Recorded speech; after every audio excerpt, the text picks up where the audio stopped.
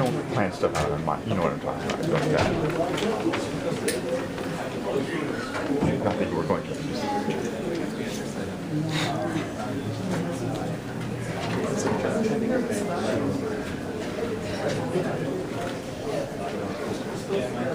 Yeah, it's fine. So it's good. You don't learn how to see it. No, just the CPR. That's the only thing. Justin is still around. Yeah, he's been around for another couple of years.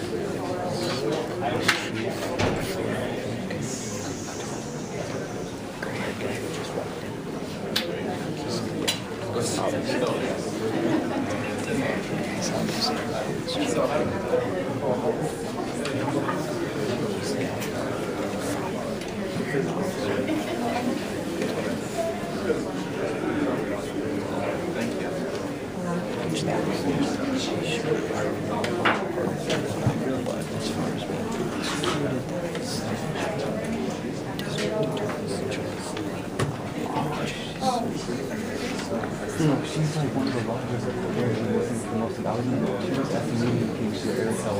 Yeah, I knew she was on the phone. I forgot that she was on the phone. I should have been like fucking picturing her. The small like I'm a part of it. She's like working on this.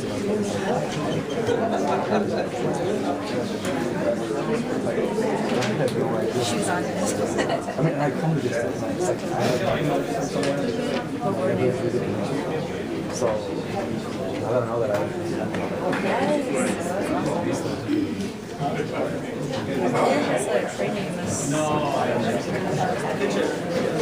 yeah, it's like I think it's like what they put there.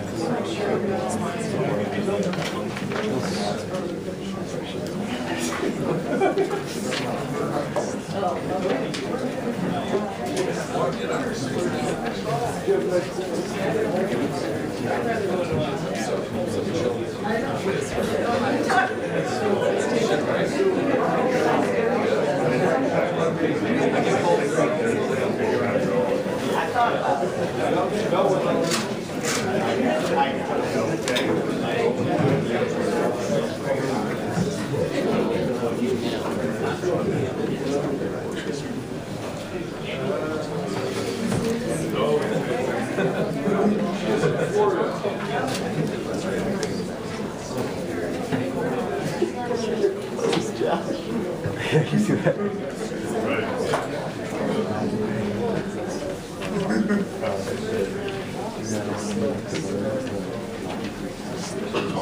Yeah, I mean, it was sure it is.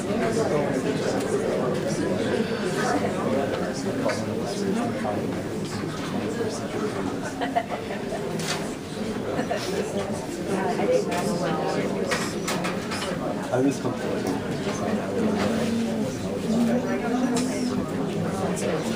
He's like,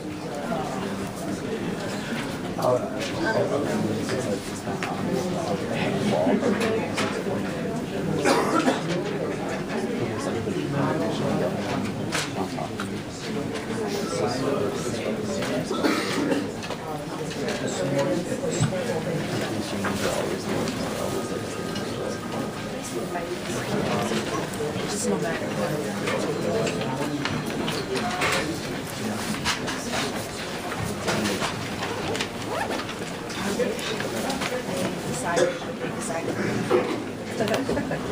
Just not doing their job.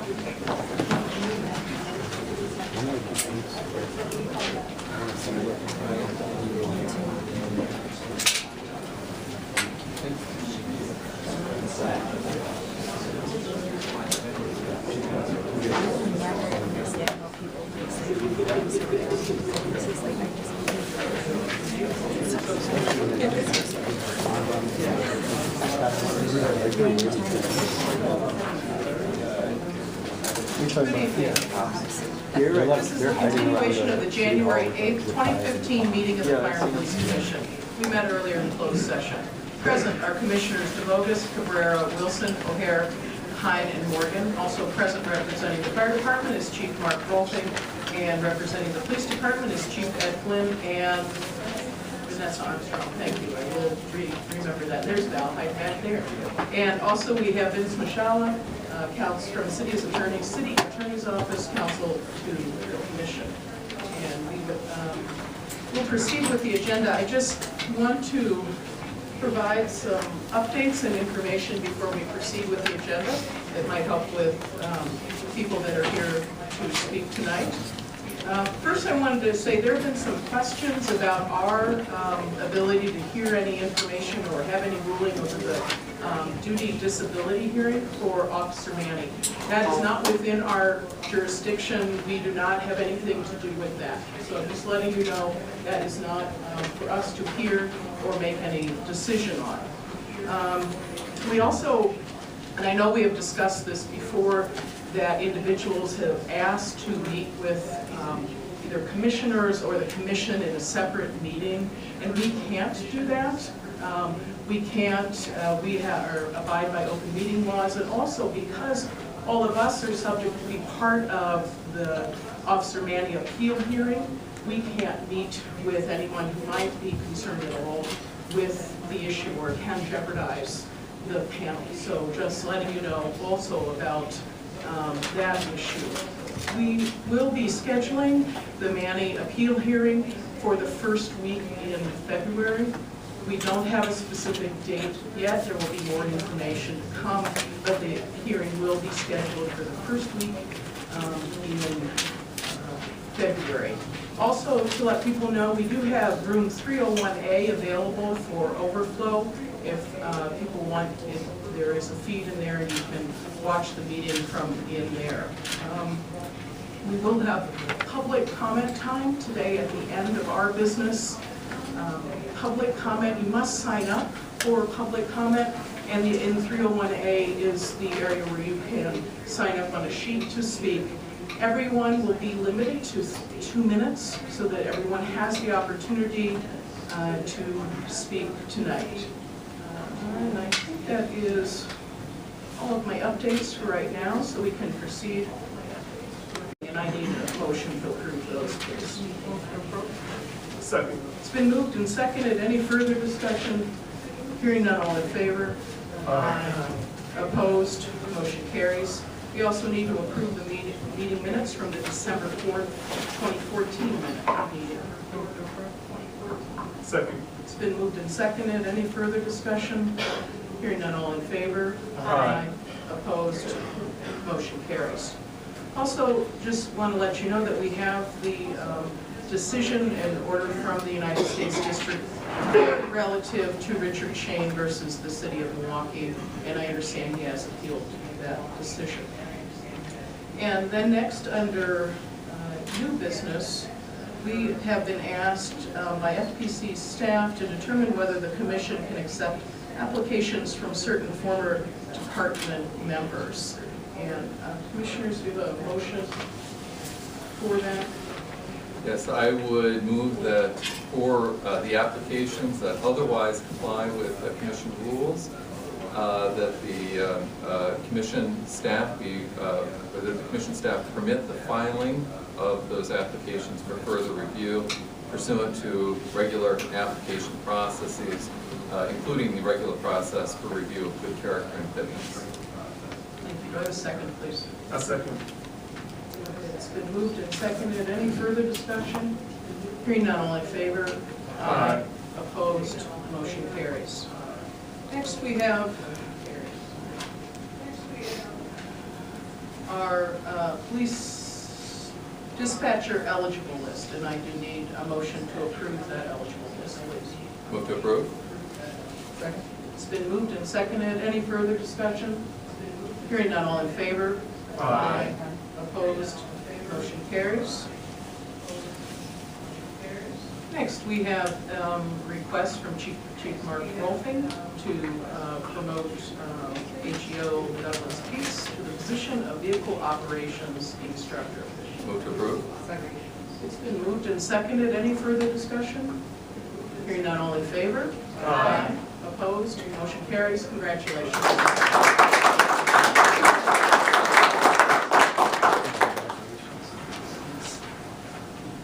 And then we have a request from Chief Mark Wolfing to promote Brett Metzen to the position of heavy equipment operator. Move to approve. It's been moved and seconded. Any further discussion? Hearing none, all in favor? Aye. Opposed? Motion carries. Oh, I didn't see this here. I didn't know this. He's not- I didn't see that he was here. We offer his congratulations to him in that section. And then we have the appointment from Chief Mark Wolfing of Melissa Young to the position of office coordinator. Move to approve. Second. It's been moved and seconded. Any further discussion? Hearing none, all in favor? Aye. Opposed? Motion carries. And then we have correspondence.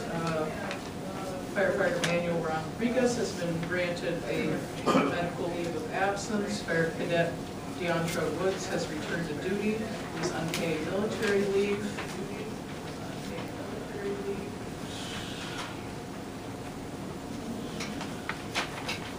And Fire Cadet Zachary Zalazzo has been terminated from the fire department. All right.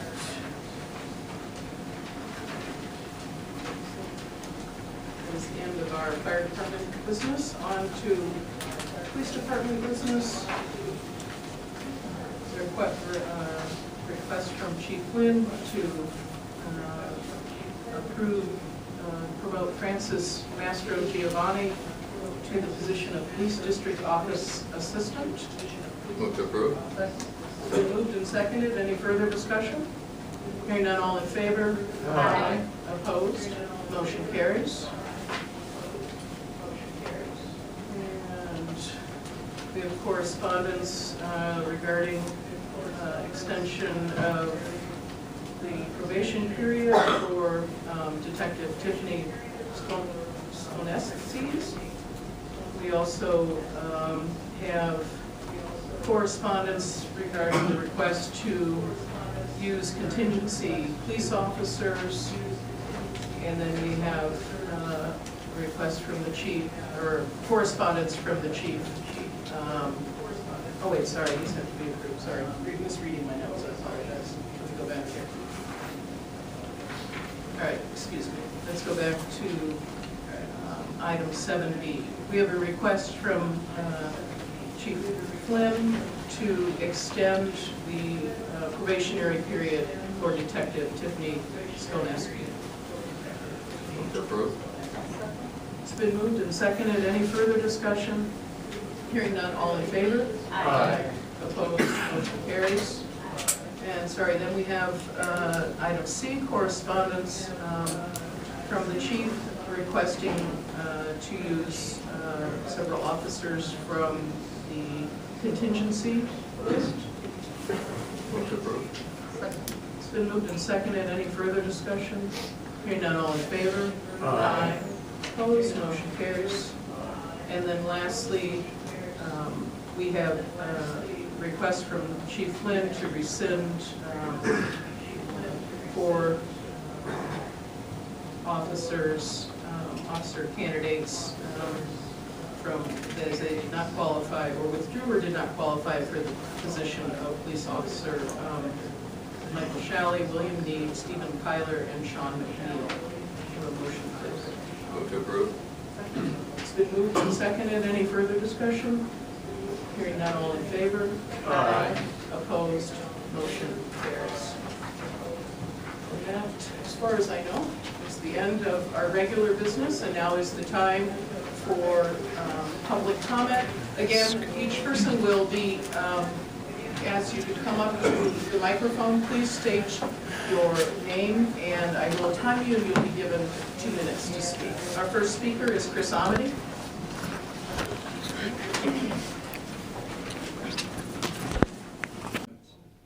One, this morning at the Public Safety Committee meeting right here in this room, they had an update from the department on their plans for crisis intervention training for Chief Flynn and Inspector Ortiz.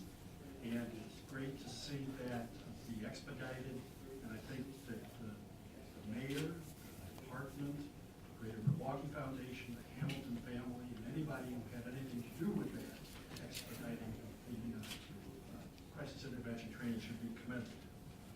Also, I think it's important to recognize, earlier on the agenda, you had this decision in order for the U.S.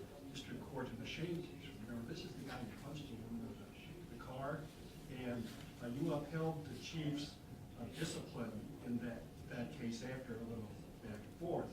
But you did that, and I think people should recognize that that's really important, that the commission can make those kinds of decisions. My last point is to this encouragement, the chiding almost, if you will.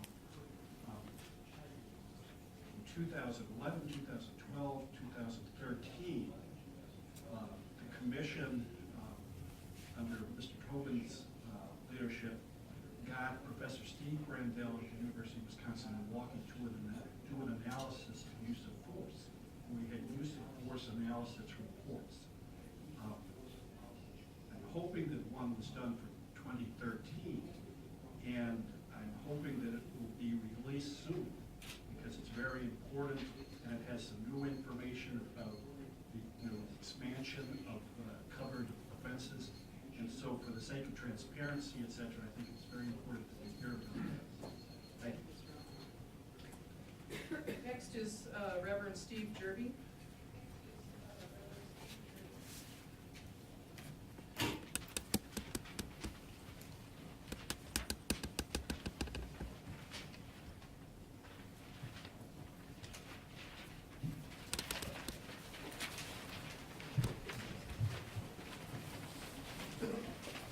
Steve Jerby, the senior pastor at All People's Church.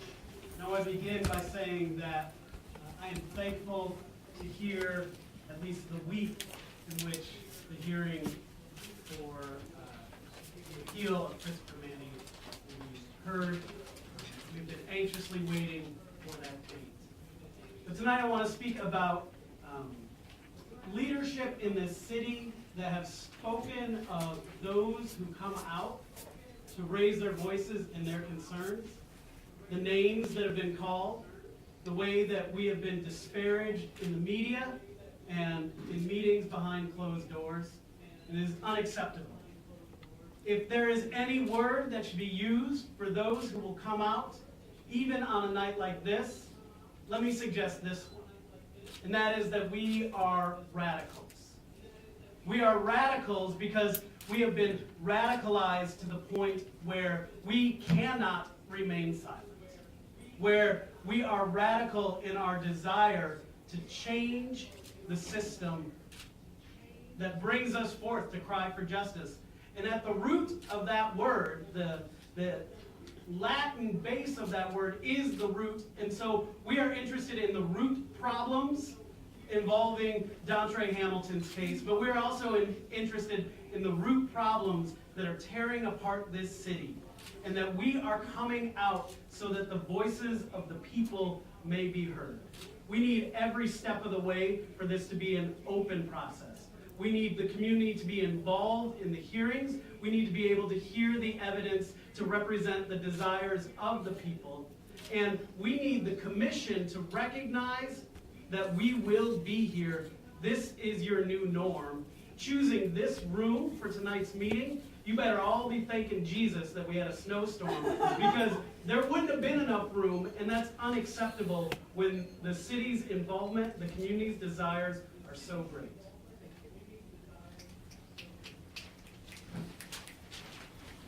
Next speaker is Shay Schackemeyer. Right. Okay. My name is Shay Schackemeyer, and I'm a resident here in Milwaukee, and I'm with the Coalition for Justice. And reading through the Milwaukee Police Department's Code of Conduct, Section 5 really caught my attention.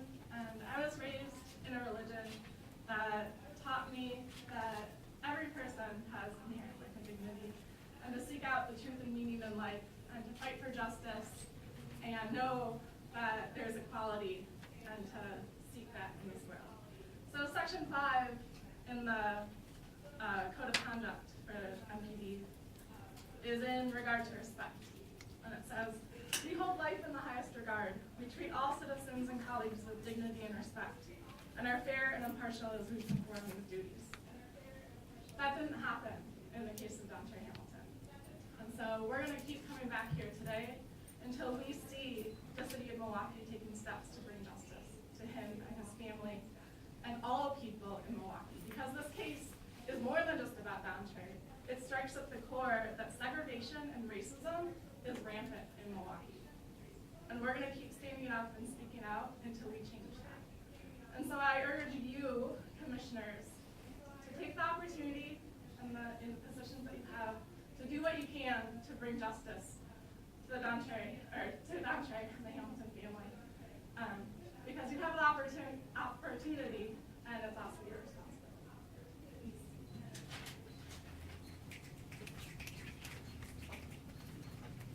Next speaker is Eric Simon.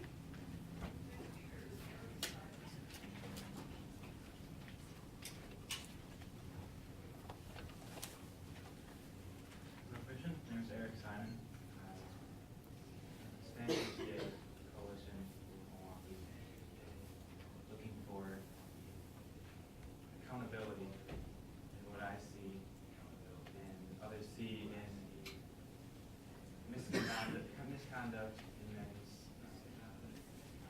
handling with Dontre that day. And I stand here wanting accountability and more feedback with the people he knows that have their say. And this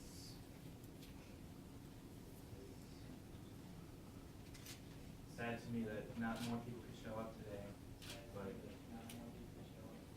want you to know that this is only the beginning and that we all want to stand up. Will not stop.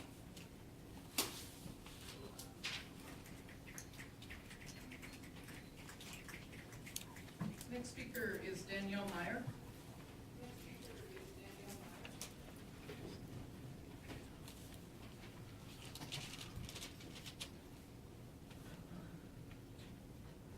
I'm Danielle Meyer. I'm with the Coalition for Justice for Dontre Hamilton. When I was thinking about what to say today, I honestly had a lot of trouble because we've been saying the same thing for 9 months, and yet our cries continue to go unheard. Manny is simultaneously appealing for his job and stating that he can't do his job at the same time by filing for disability. He had 17 complaints against him in 13 years and was allowed to continue working until he killed someone.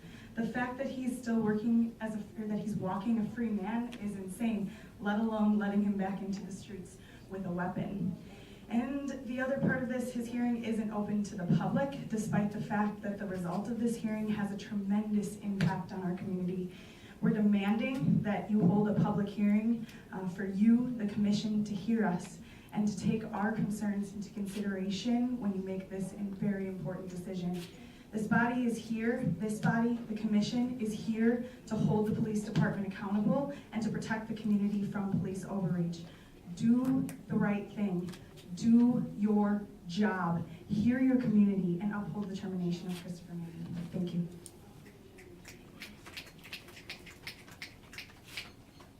Next speaker is Josh Del Pole.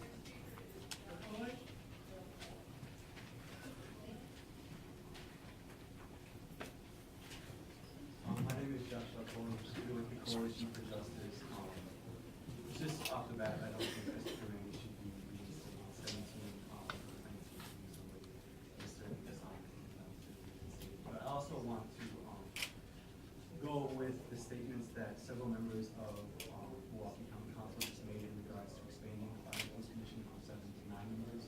I think that's very important, and I think it's your duty.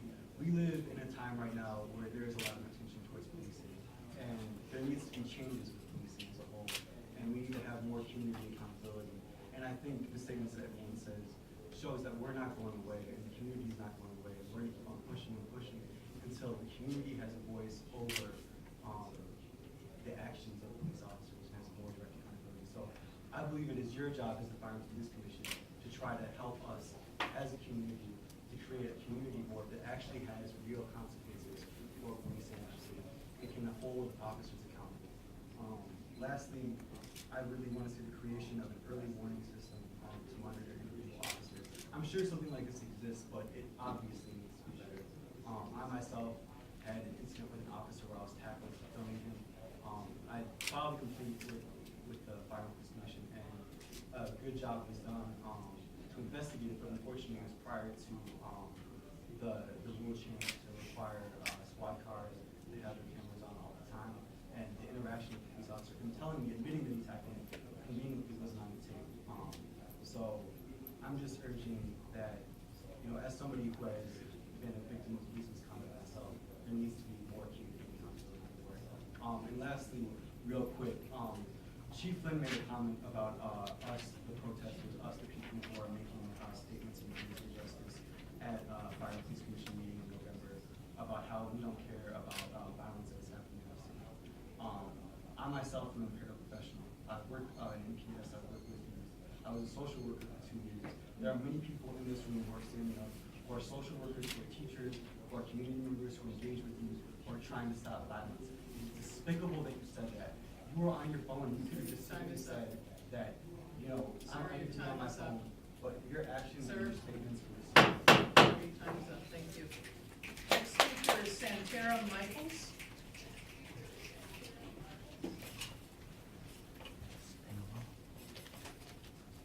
Bonjour, edition of Casa and Tara Michaels. My name is Michaels, and my position with Indigenous. I'm here with the Coalition for Justice, and we demand that you uphold the termination of Christopher Manning and do not grant disability.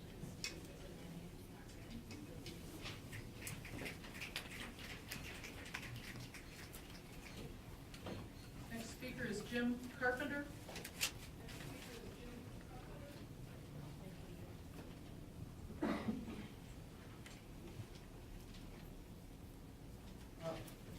Good evening. Thank you for having allowing the public to speak on this issue.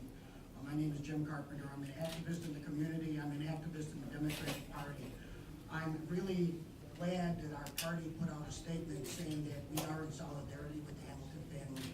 We believe there was a grave injustice by not charging Officer Manning.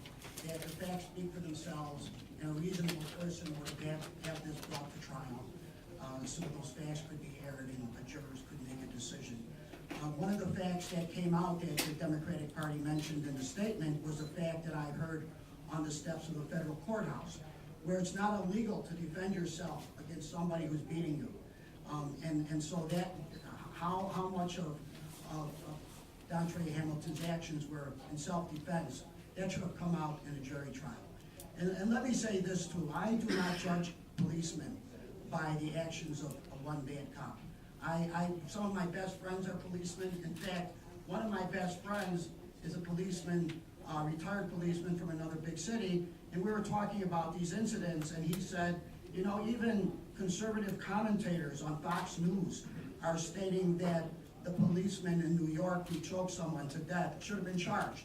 And so I make the same analogy in this case. You know, if I got into a car and acted negligently, and killed someone and committed a homicide by driving under the influence, I would be charged with a crime, as I should be. Officer Manning, he acted negligently. That's why I believe he was fired. Someone who acts with negligence and then a homicide results, that's a crime. I would be charged if I did it, driving drunk. This officer should be charged too. It should have gone to trial. Justice has not been served. We stand with the Hamilton family in bringing this to the federal level, and I wish this decision could have been reversed, and we are in solidarity with the Hamilton family. Next speaker, Curtis Sales III.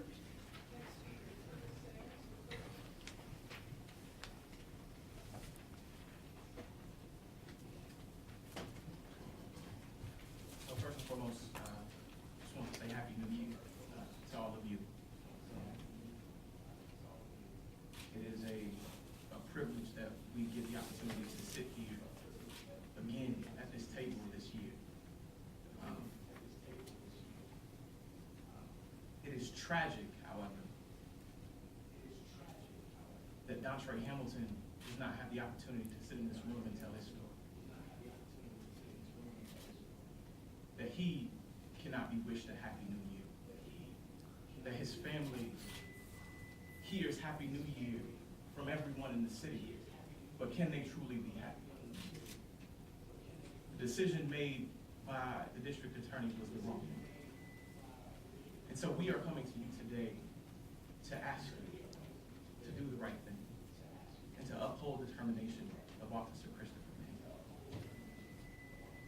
We have not once come to this table and said all policemen are bad. We have never once come to this table and said we need to fire all of the policemen and live in a state without them. We're not saying that all officers on the street are bad individuals. We're saying this one was. 17 different civilian complaints levied against him in his 13-year career. I think that averages out to about 1.3 or 1.4 per year he was on the force. If you average that out in months, I think that's one almost every 8 to 9 months. He had more complaints than years on the force. I agree with the chief in the statements that he made publicly on the news and saying that he doesn't believe Christopher Manning is fit to be an officer in this city. And so I ask that you all consider the same thing and make the same decision and rule that Christopher Manning is not fit to be an officer in the city anymore. Thank you. Nathaniel Hamilton Jr.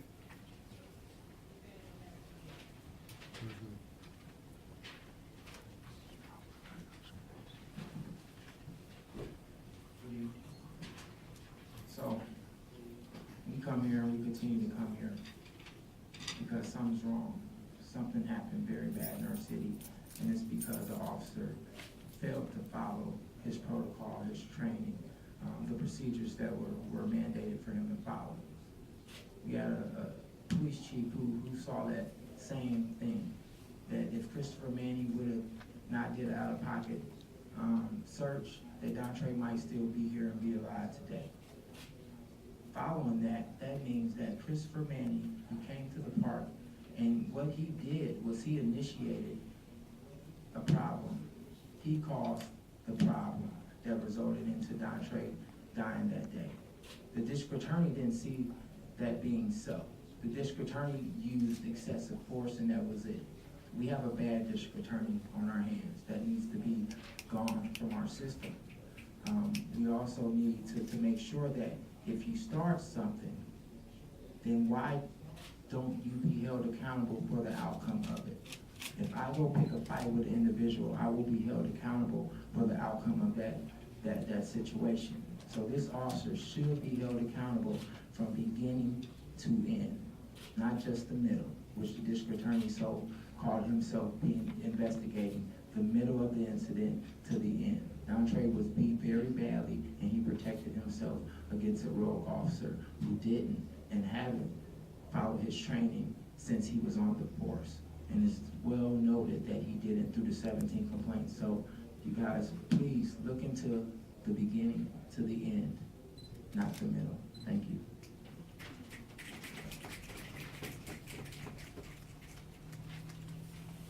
And our last speaker is Jenna Knapp.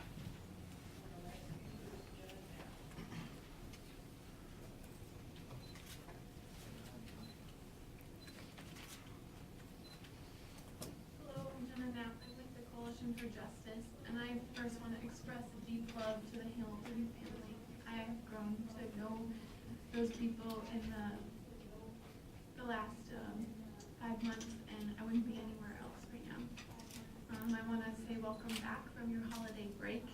I sincerely hope you all enjoyed the time with your family and your friends in a season that is supposed to be joyous. And though we haven't seen you in a while, a lot has happened since we last met.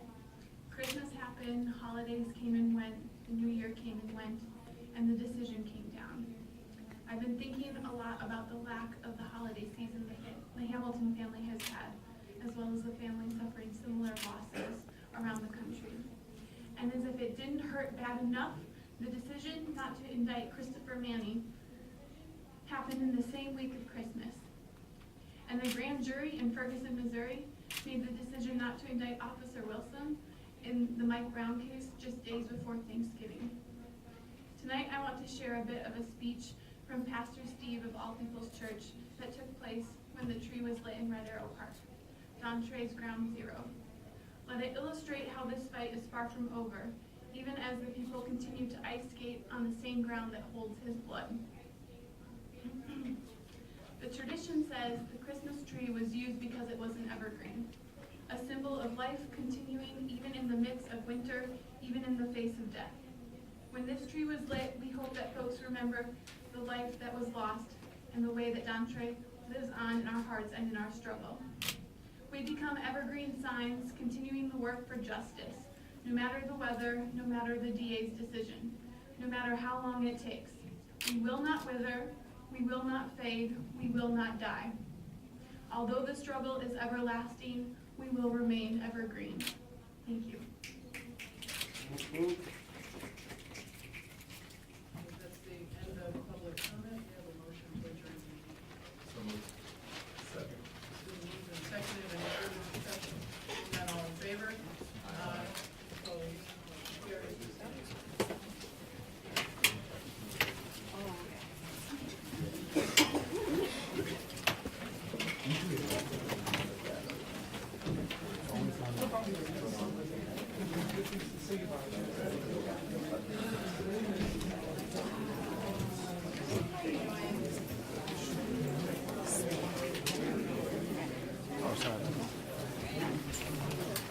Oh, sorry.